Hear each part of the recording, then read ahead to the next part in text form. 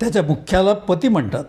इंद्राचे मरुद्गण, त्यांचा पती इंद्र, सर्व पतींचा तो अधिपती व परब्रह्माहुनी पर असा हा 14 भुवनांचा पालक आहे. तो अत्यंत स्तुत्य असून त्याला आम्ही जाणतो असं ऋषी या श्लोकामध्ये म्हणतात आहे.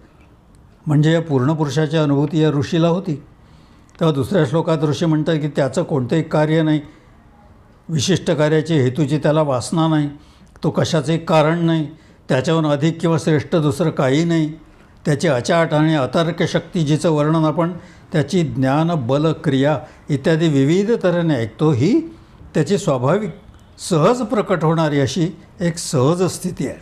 थोडक्यात जगाच्या कार्यावरून होणारी ईश्वराची ओळख ही त्याची खरी व पूर्ण ओळख नाही. ईश्वराची कार्य करण्याची एकंदर क्षमता व सहज शक्ती जोपर्यंत आपल्या ध्यानात येत नाही तोपर्यंत त्याची पूर्ण ओळख होत